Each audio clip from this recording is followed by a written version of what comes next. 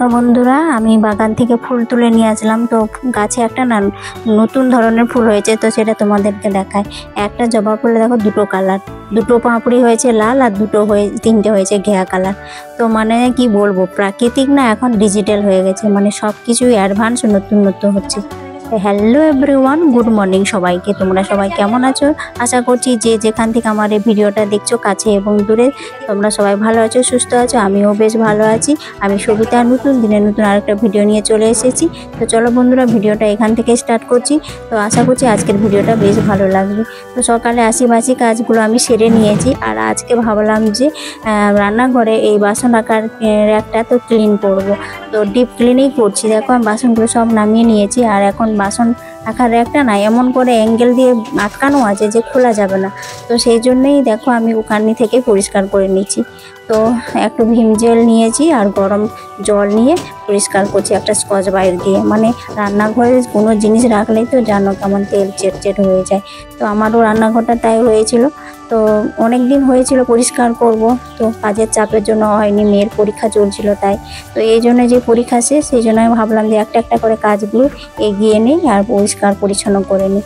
তো এইদিকে দেখো এখন আমি চলে এসেছি চেয়ারটা পরিষ্কার করবো। চেয়ারগুলোও না একটু ধুলো পড়ে গেছে। তো এমনি গ্রিন কালারের চেয়ার তো বোঝাই যাচ্ছিল না, ভালো করে লক্ষ্য করলে বোঝা যাচ্ছে যে পাদানিগুলোতে না পুরো মানে ধুলো জমে গেছে অনেক। তো ভাবলাম যে পরিষ্কার করছি, আবার ভালো করে পরিষ্কার করে নিই।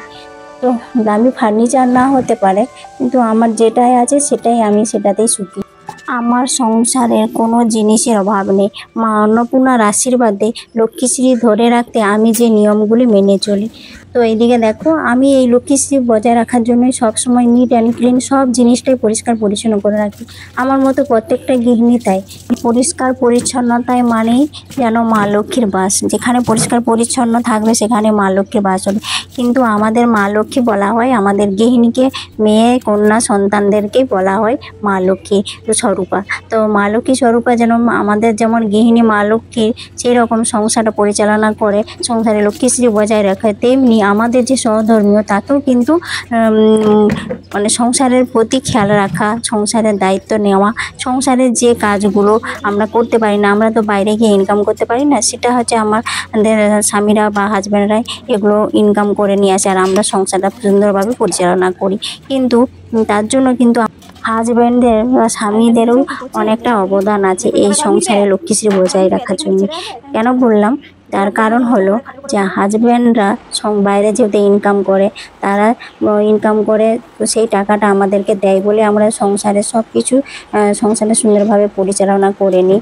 আর সংসারে দেখবে সবার মানে নিজেদের প্রতি স্বামী স্ত্রীর মধ্যেই দেখবে ভালোবাসা শ্রদ্ধা যদি থাকে না, আর সেখানে মা লক্ষ্মী বাস করবে। মা লক্ষ্মীকে জানো, মা লক্ষ্মী কখনো একা থাকে না। যেখানে নারায়ণ থাকে সেখানে মা লক্ষ্মী থাকে। তো নারায়ণকে মা লক্ষ্মী যেমন সম্মান করে, শ্রদ্ধা করে, ভালোবাসে, তো সেই রকম আমাদের সংসারটাও তাই। আমরা স্বামী স্ত্রী হচ্ছে লক্ষ্মী নারায়ণ। তো লক্ষ্মী নারায়ণের স্বরূপ হতে গেলে আমাদের মধ্যে নিজেদের মধ্যে ভালোবাসা, শ্রদ্ধা, সম্মান সবটুকুটাই থাকা দরকার। তাহলেই দেখবে একটা পরিপূর্ণ সোনার সংসার বা লক্ষ্মীশ্রীর সংসার গড়ে উঠবে। তো এদিকে দেখো আজকে হচ্ছে ছাতু সংক্রান্তি বা চৈত্র সংক্রান্তি। তো তার জন্য আজকে আমি পুজো করেছি। তো এখন পুজোটা সেরে নিয়ে আমি চলে আসলাম, এই যে উঠোনে চলে আসলাম। আজকে তুলসী মঞ্চটাতে না আমি প্রতিষ্ঠাতা করলাম। কেন বলো তো, অনেকদিন ধরে এই মঞ্চটা নিয়ে এসেছি। আমার একটা টবের মধ্যে তুলসী গাছ ছিল, তো এই মঞ্চটা অনলাইন থেকে নিয়েছি, ছোট্ট করে একবারই। তো সেটা মার্বেলের পাথরে আছে। তো তার ভাবলাম যে এই গাছটাতেই এখন আজকে প্রতিষ্ঠাতা করে নিই। যেহেতু বৈশাখ মাস পড়ে গেলেই তো প্রত্যেক মানে বৈশাখ মাসেই মানে জল দিতে হয় সব গাছগুলোতে। তুলসী গাছে তো প্রতিনিয়ত জল দিতে হয়। আর চৈত্র মাস শেষ হয়ে গেলে, চৈত্র মাসের সংক্রান্তি থেকেই এবারে বৈশাখ মাসটা পুরোটাই দেখো তুলসী গাছে জল দিতে হয়। আমাদের গ্রামে না এই নিয়মটা আছে। তো তুলসী মঞ্চ থাকে, তার মাঝখানে না একটা ভাঁড় দড়ি দিয়ে টাঙিয়ে দিত। তো সেই ভাঁড়টাতে জল দিত, টপ টপ করে তুলসী গাছটা যেন সবসময় মাটিতে সেটা ভিজে থাকে। তো এইটাই তুলসী গাছের জন্য জল না শুকায়, তো এটা করতো যে চৈত্র মাসে সংক্রান্তির দিন থেকে পুরো বৈশাখ মাসটা এইভাবে, বৈশাখ মাসকে বলে না মহা বৈশাখ মাস পূর্ণ মাস, তো সেই জন্যই পূর্ণ মাসে মানে পাকুড় গাছ যাকে বলে বা অশ্বত্থ বট গাছ, তাদের গোড়ায় দেখবে এরকম ভাত দিয়ে ঝুলিয়ে রাখে। আমাদের গ্রামে আছে, অনেকে দেখেছি। তো সেগুলোতে জল দিতে হয়, তো দিলে দেখবে ঘরের সংসারের মঙ্গলও হয় আর সংসারে লক্ষ্মীশ্রী কিন্তু বজায় থাকে। আমাদের গ্রামে কিন্তু এই প্রচলনটা আছে, দেখেছি। আর সেদিন থেকেই ছাতু দিতে হয়, তুলসী মঞ্চে ছাতু আর আম, কাঁচা আম, তারপর থেকেই মানে আম খাওয়া শুরু হয়। তো আমরা যেহেতু শহরে চলে এসেছি, আর সেটা তো গ্রামে গেলেই দেখি। তো এখন শহরে তো আর সেরকম আর হয় না, তো যতটুকু পারি নিয়ম যেটুকু মানার, তো সেইটুকু চেষ্টা করি যে যাতে সংসারে মঙ্গলের জন্যই আমি করে থাকি। তো এদিকে দেখো বাসন রাখার একটা তো পরিষ্কার করে নিয়েছিলাম, তারপরে একটুখানি মুছামুছি করে রেখে দিয়েছিলাম, তো বাসনগুলো এখন তোলা হয়নি। তো এখন এই যে চান টান করে পুজো দিয়ে এখন বাসনগুলো তুলতে চলে আসলাম। আর যে এখন রান্নাটাও বসিয়ে দিয়েছি, তো যে এই মাসের ডালটা বসিয়ে দিলাম। হাজব্যান্ড আজকে যে ওটা ডিউটি যায়নি, তো বললো যে টক ডাল করো, মুসুরি দিয়ে টক ডাল। তো আর ভাতটা এই পাশে আমি ইন্ডাকশানে বসিয়ে দিয়েছি, ডালটা এবারে সেদ্ধ হতে থাক, এবারে সবজিগুলো কেটে নেবো আমি। আর এই যে ভাতটা যে ফুটে গেছে, আর আজকে হচ্ছে জানো তো আজকে সোমবার। তো এইভাবে সংসারের সমস্ত কাজ পরিষ্কার পরিচ্ছন্ন, নিট অ্যান্ড ক্লিন রাখতে হবে। আর তার মাঝে রাখতে হবে নিজের মনটাও পরিষ্কার পরিচ্ছন্ন রাখতে হবে। মনটা যদি পরিষ্কার না থাকে, তুমি নিজেই ঘর বাড়ি পরিষ্কার পরিচ্ছন্ন করছো, কিন্তু তাতে তোমার মা লক্ষ্মী কিন্তু বাসে তোমার ঘরে করবে না। তুমি সবসময় কারোর প্রতি চিৎকার করো, কাউকে ঝগড়া করো, ঝগড়াঝাঁটি অশান্তি যদি করে থাকো, তাহলে তো সেখানে মা লক্ষ্মী কখনোই থাকবে না। তো আমাদের গৃহিণীর দিকে সব দিক থেকেই খেয়াল রাখতে হয়, নজর রাখতে হয়। তো সাবধানে সুন্দরভাবে সবার সাথে মিষ্টি মিষ্টি ব্যবহার করতে হয়, মিষ্টি মিষ্টি কথা বলতে হয়, যাতে সংসারে কোনো কারণে যেন ঝগড়াঝাঁটি অশান্তি না লাগে।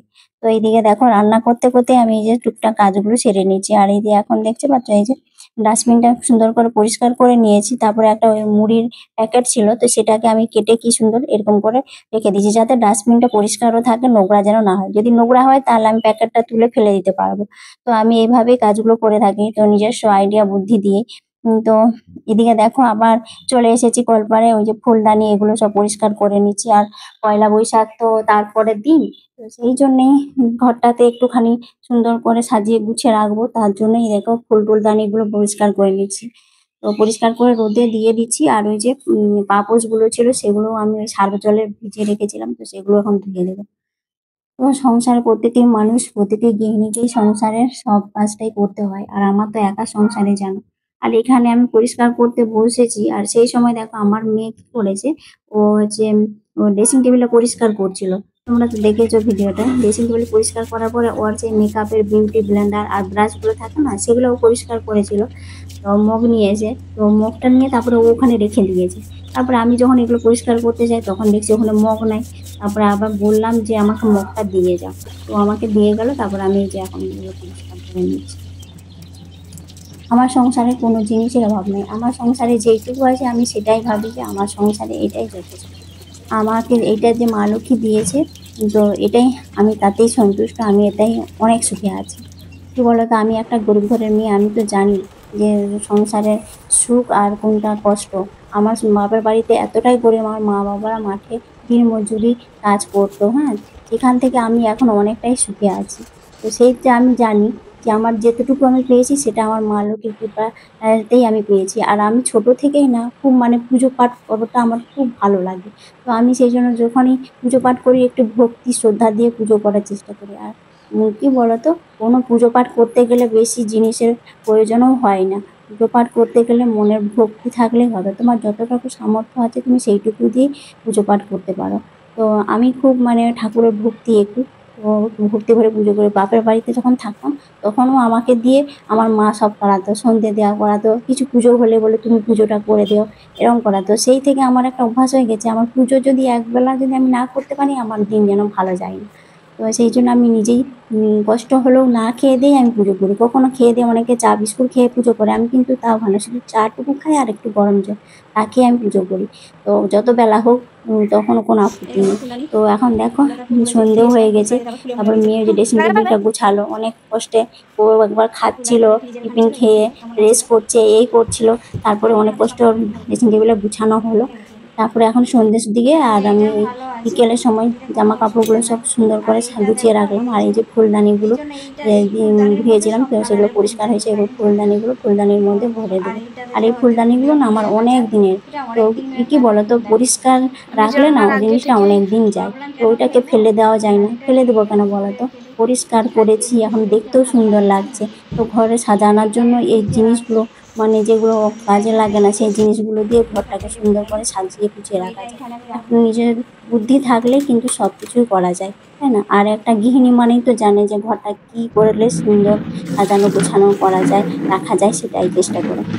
তো আমিও তাই একটা ফুলদানি ওই খাবার টেবিলটা আছে, তো সেখানে একটা রেখে দিলাম, আর একটা এই যে ফ্রিজের উপর রাখা থাকে, এখানে দেখতে সুন্দর লাগে। আর একটা ফুলদানি ওখানে রাখা ছিল বাংকারে, আর ওটা না আমি দেখিনি, আমি ভুলেই গেছি যে ওটা পরিষ্কার করবো বলে। তো এখন এই যে সন্ধে হয়ে গেছে, আর দেখো কত মেঘ করেছে, অন্ধকার করে এসেছে, যে ঝড় বৃষ্টি আসে। আর দূরের দিকে না মেঘ ডাকছে, তোমাদেরকে দেখাই দেবো, দেখতে পাচ্ছ দূরের দিকে বিদ্যুৎ চমকাচ্ছে, আর কালো অন্ধকার হয়ে আছে, মনে হচ্ছে কারেন্ট চলে যাবে। তো এত ঝড় বৃষ্টি হলে কারেন্ট থাকা যায়, মনে হচ্ছে পয়লা বৈশাখের দিনটা খুব ঠান্ডা ঠান্ডাই কাটবে এবছর। কেন বলো তো, প্রত্যেকবার পয়লা বৈশাখ মানে কি বলো, মানে সব এত প্রচণ্ড গরম প্রচণ্ড রোদ থাকে। এবছরে পয়লা বৈশাখটা খুব আরামে কাটবে, ঠান্ডা ঠান্ডার মধ্যে কাটবে, তো খুব ভালো হবে। তো যাই হোক, আজকে যদি বৃষ্টি হয় আরো ভালো হবে। তো খুব সুন্দর দেখো, গাছগুলো বেশ হাওয়াতে নড়ছে। আর তারপরে মেয়ে না ছাদে চলে এসে, ওর বাবা এসেছে বলে, তো ছাদে গিয়ে একটুখানি ওরা বেশ ঠান্ডা হাওয়াটা খাচ্ছিল। আর দূরের দিকে বিদ্যুৎও চমকাচ্ছে, দেখতে পাচ্ছ? আর ওই যে পতাকাগুলো টাঙানো হয়েছে না, কি সুন্দর হাওয়াতে উঠছে, খুব ভালো লাগছে দেখতে। তো ভিডিওটা এখানেই শেষ করছি, কেমন লাগলো কমেন্ট করে জানাবে।